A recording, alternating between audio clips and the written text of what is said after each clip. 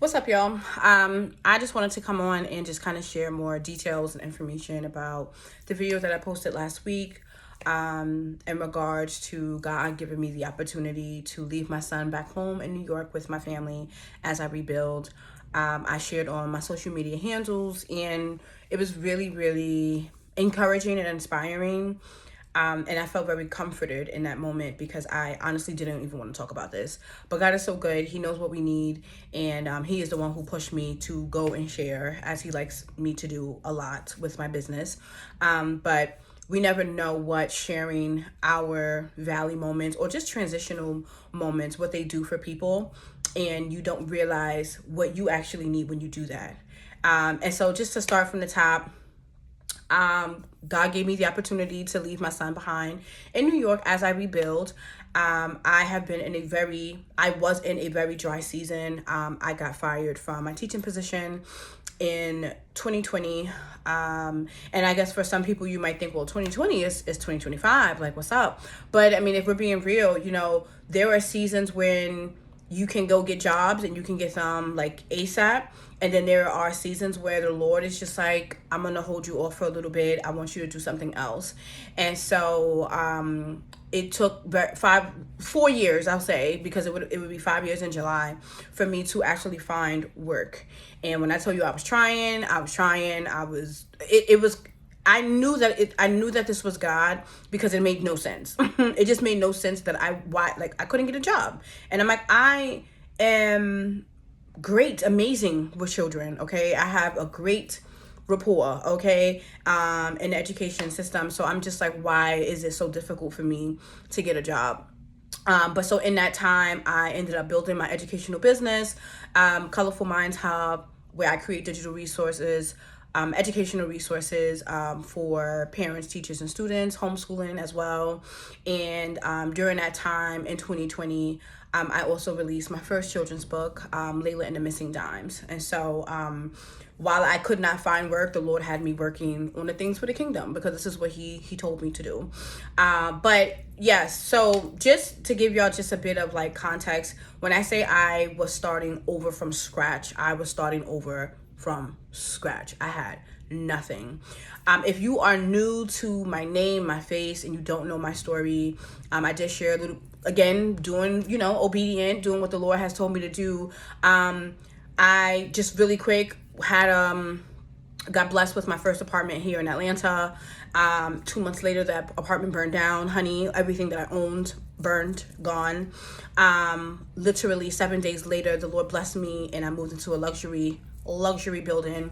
They called me. I did not call them. They called me. But miracles. And I ended up losing that apartment because I lacked faith.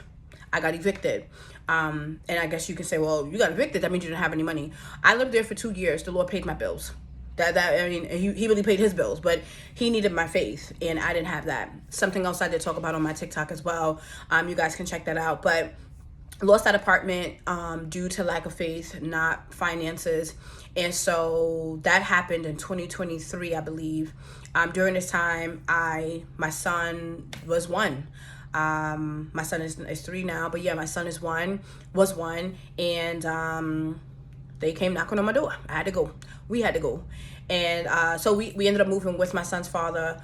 And so it worked out. But when to this current moment, I didn't have anything. I didn't have a home. I didn't have a job. I had nothing. So for the past 5 years, it's been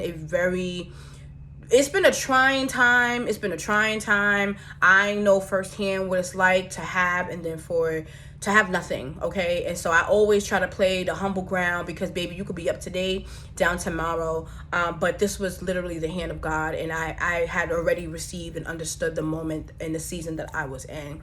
And so just to come back to the current moment, last year, I came to New York, spent some time with my family, and then the Lord sent us back, me and my son, back to Atlanta. We were staying with my son again, my son's father again, just for a little bit, but did not want to be there. It just didn't work out. We had to go. But I'm like, Lord, I know you told me you wanted me in Atlanta. You have been talking to me about Atlanta for years, okay? So I'm like, yeah, while this season, being at my son's father's house, yeah, that's over. But I'm like, where am I going to go? Like, and I need help and support with my son, because yes, his father is in his life, but if you are a mom, that we are the dominant ones. And so the situation with me and my son's father didn't work out where we were able to where he was going to be able to take care of him. So it needed to be either me on me 100%, and that was very difficult, or I needed another situation. And so my mom had talked about taking my son, and she's like, I can hold him down for you. Like, you can go ahead and do what you need to do.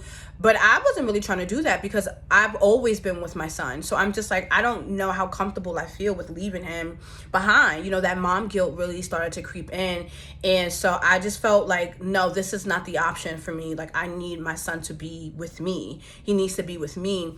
But what I didn't realize was this was the opportunity. This was the opportunity that the Lord was like, this is what I'm giving to you so you can rebuild and get back on your feet.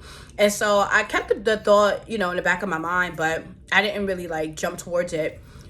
Fast forward, me and my son, we leave my son's father's house, and we go back to New York in February, this year, February. And as soon as I left, that's when I started getting like emails, and I started getting invitations to interview, and just all these like opportunities just started to come. And I was just like, okay, okay. But I'm like, Lord, these opportunities are in Atlanta where you told me you wanted me to be. It's been 8 years since I've been living in Atlanta. I said, but how is that going to work? My mom mentioned it again. She was like, sweetie, I can take Nasir, that's my son's name, and she was like, I can hold him down so you can go ahead and do what you need to do. And so I remember when she told me that again, and the next day, like, I had been thinking and praying about it for a while, and I was like, okay. And then I was on the phone with my friend, and I was just telling him, I remember I had my journal, and I titled the page Operation Comeback, because I'm like, I know the Lord wants me in Atlanta, and now these opportunities are coming. What we need to figure out how this is going to work. And so I was like, my mom mentioned taking the baby. And when I said at that time, I really felt like the peace of God. And the more I leaned into it, the more peace I began to feel surrounding the idea that I would just leave my son with my mom in New York while I go and rebuild and get back on my feet. And so it just started to make more sense. I left my son with trusted family members, you know what I mean? Because you can't leave your children, with anybody that you call family. But my mom and my sisters and everyone, my grandmother, I trust them. And so I'm like, I believe that this is what God is wanting me to do. And it just worked out so well, like seamlessly. It worked out so well. And so I was like, okay. I spoke with my mom, and I was like, okay, mommy, I think this is what we're gonna do this. And so I shared the information with, excuse me, I'm talking kind of fast. I shared the information with my family, and everyone was just like, okay. Like, my family was like, all hands on deck. Like, we got you. Like, we got him. Like, you're good. Like, and the thing is, like, my family, they know that I'm determined. I am the first person in my family to go to college. I'm the first person in my family to leave. I left New York to come to Atlanta because the Lord told me to. So I am the first in my family to do many things. And so I know, and I knew, and I know that my family, they trust me, and they know that I'm going to come back with some proof. Like, this is why this had to happen. And so God is just so good because, again, it worked out so well. I got blessed, and I was able to book an Airbnb for 30 days. I was going to start my job. I went back into teaching. And so I was going to be able to start my job, had to do my fingerprints, everything. I flew out. And the Airbnb, the host ended up offering me a lease. And I was like, okay. Now, the location that I live in was perfect because I'm substituting. And so where I'm substituting at, it's close to where I live. And that was major for me because when I was teaching before, I had to wake up at 5 o'clock in the morning. I had to take an Uber to the train to a bus. Like, it was so much. But you know, when you're passionate about something and you know that you are to serve, you're gonna do it. And I loved every moment of teaching during that time. And it was something that was very honest about with God this time. I'm like, Lord, man, I'm okay if I have to travel, 30 minutes. I was like, but Lord, I really don't want to spend all my days just traveling. And God said, bet, I got you. So good. Where, one of the schools I'm able to walk to, the other school, I literally a 9-minute ride. So He listens. And when I saw that began to work and the area began to work, the housing began to work, I just knew, like, okay, I am doing exactly what God told me to do. Now again, the mom guilt did come in. I felt like, okay, what exactly are you doing? Like, you left your child. And when the Lord wanted me to talk about this on social media, I was just like, no, like, I'm going to get judged. People are going to judge me. They're going to label me as a bad mom. People are going to start asking questions and all these things. But I really had to, like, dismiss all of that. And I literally, like, I fear God. I don't fear no human. I think it's the craziest, dumbest thing to fear another human. They cannot do anything to you. I can't do nothing to you. You can't do nothing to me. It is God. So it's just like, why should I not share it? And if people judge, they judge. It doesn't matter. But when I shared my story, I got so much love across the platforms. I even had one of my old coworkers tell me how she's from Chicago.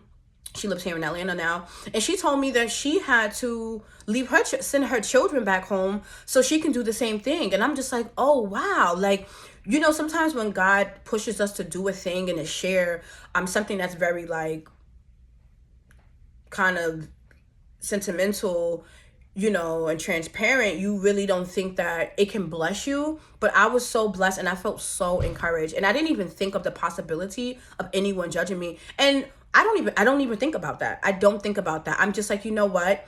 This is my story. I'm going to own it. And I know that it's all going to work out. I know it's all going to work out. It's like, son, I'm coming back. And you're gonna know, and you're gonna understand as he gets older. He's gonna understand why mommy had to do that and why I had to make this temporary sacrifice. And so, everything has been working out. I absolutely love what I'm doing. Education, I wanted to teach since I was 7 years old. And so I've just been meeting some really great people. I've been received so well in these schools. I only sub at 3 schools. That's all that I wanted. I can go sub and take other positions, but I really feel called to these 3 schools. And so that's where I give my time. That's where I serve. And it's been amazing. And so as for my son, he's great. He's learning. He's with my mom. He's learning so much. He's so happy. There's not one time since I've spoken to him where he has cried or he is living his best life. Every time I talk to him, hi mommy. He's just so full of energy and he's happy and he's safe. My mom has been such a great help. She really, really has. And, just stepping up. And God is just so good because, my mom, she didn't raise me and my sisters. She didn't raise us. She went through her own, season of just things. And so she was unable to raise us. So I'm seeing her do this with my son. And I'm just like, I know that it's also healing parts of her. But it's emotional, and it's shifted my perspective about my mom. This has really changed my relationship. And not just with me, like even with my sisters, like we're seeing our mother do it. Like she's doing it, you know what I mean? And I spoke with my grandmother and she was like, she's taking care of him. And I'm just like, it makes me so proud. And so of course the Lord told me to do this. Like he would not have me do this if this was going to fail, you know what I mean? And so God is just so good, and I'm really happy that he shifted my perspective, where I am able to say, like, my son is back home with my mom as I rebuild. I'm able to say that because I know that there is something that's going to come out of this, and this was so necessary. And a lot of times I think about what life was before. You know what I mean? Like, if you are a mom, you know that we are the dominant parents. Even if you are a two family home, moms are the dominant parent. And so even when we were living with my son's father, things were always on me. You know, things were always on me. And even before the eviction, he was living with me. My son was living with me. So there was always something that I had to do. You know, like, I didn't have time to myself. You know, at one point it was like, my identity, who am I? All I knew was that I was a mom. And so, and I knew I needed to take care of my son.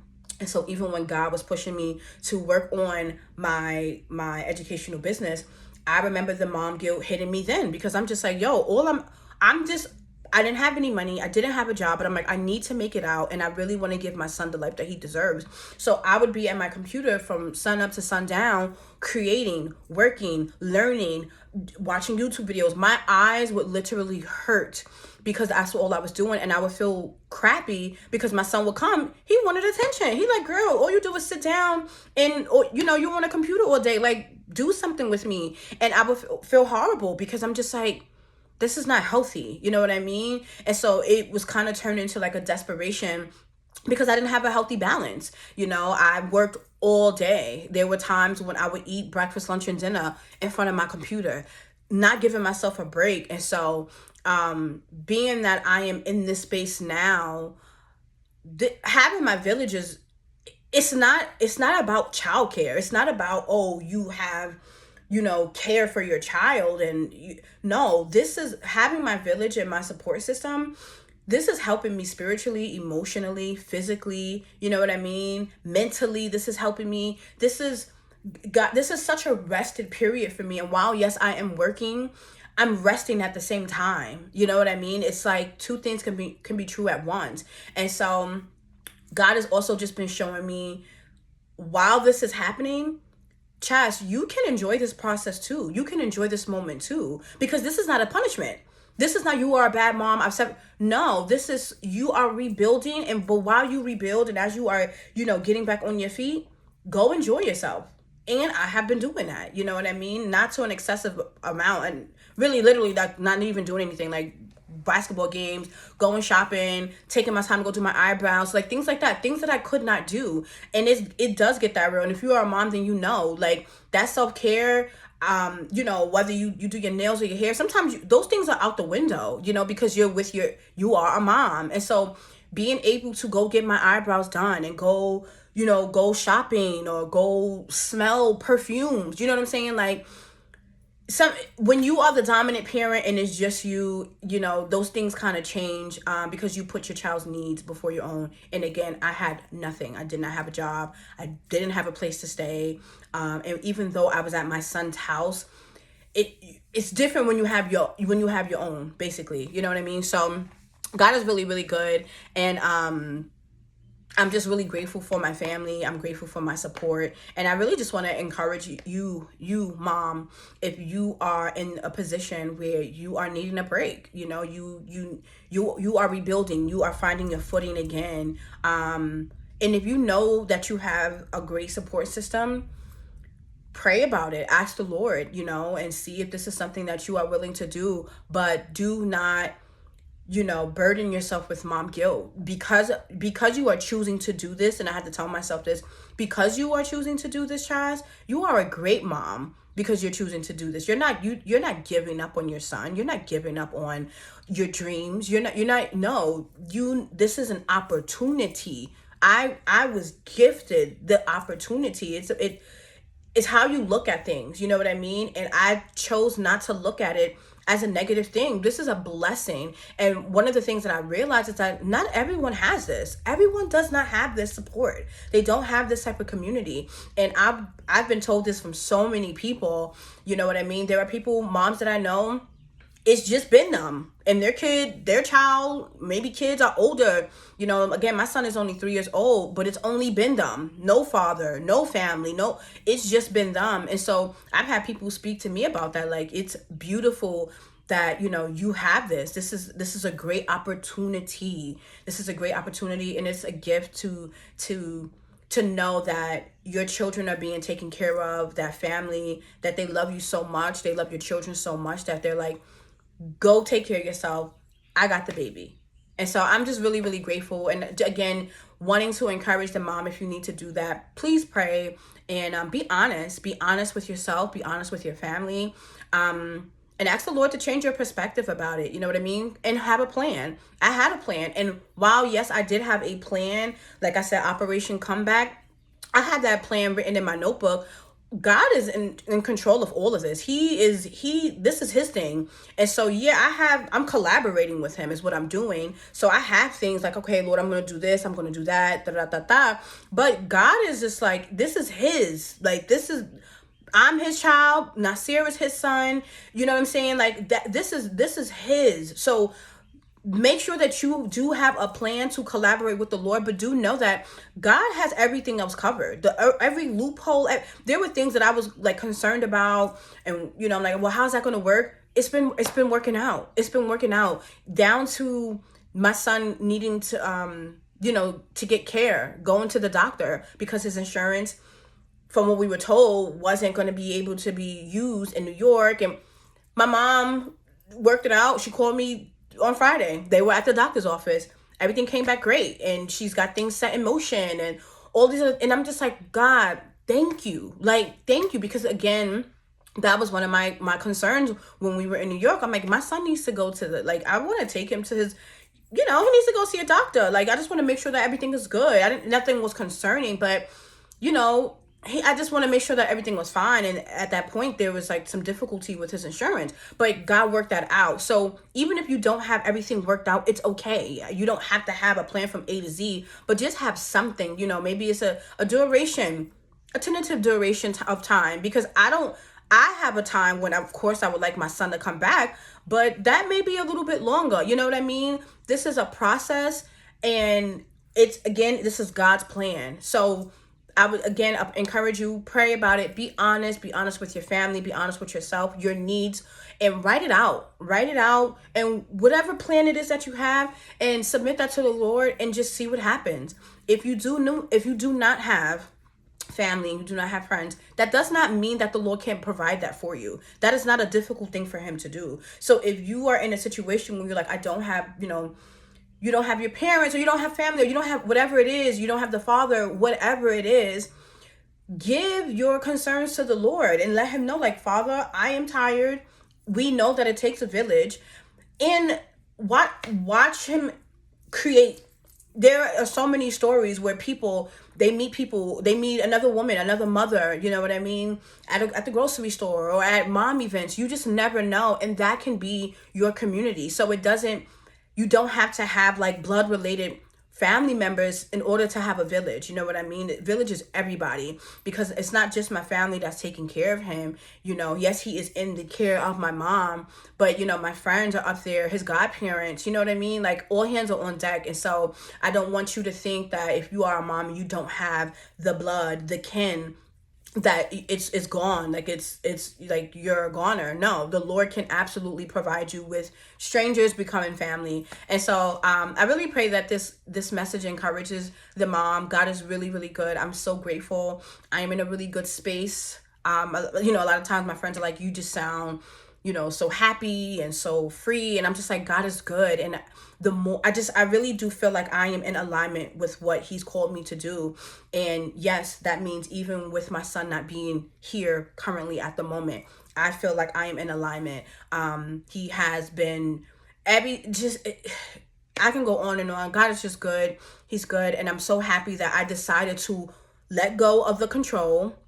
I'm so happy that I decided to dismiss those thoughts, the mom guilt, the fear of judgment, and that I really leaned into what God was calling me to do, because I am the best version of myself, mentally, physically, emotionally, that I've been for a very, very long time. The past 5 years have been very tumultuous.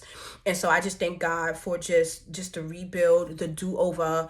I talked about that on my podcast, and check that out. We can always start again. We can always start again. And if you know that you need support from family members or friends or whoever it is, Go to the Lord, give it to him so you can get what you need to be a better version of yourself. We have space to fill up in this world. And if it takes you, releasing your children for a little moment so you can do what you need to do, then do that. And if you do not have it, again, just pray. And watch God provide you what it is that you need exactly. And so thank you guys for listening. Thank you for your prayers. Thank you for the encouragement. And I just really can't wait to just come back and just let y'all know, like, this is what God did. I can't wait to when I pick up my son and tell him, like, babe, this is why you had to stay in New York just for a little bit. Because this is what mommy was doing. Okay. I was out here working, and I feel good. And again, just recognizing that there is something that God has called all of us to do. We all are gifted with gifts and passions, and we need to do it. We need to use what we have and put it out into the world, and that's what I'm doing. And so, honorable mentions, as I mentioned, I do have an educational business, the Colorful Mind Hub, where I create digital resources for parents, teachers, and students, as well as homeschooling families. I do have a podcast. I'll link that below. Step Your Faith Up. You can check out the Do-Over episode. I'm also a children's book author, if I did not mention that, Layla and the Missing Times. That's available. And so, yeah, I'm out here doing and releasing and doing what the Lord has told me to do.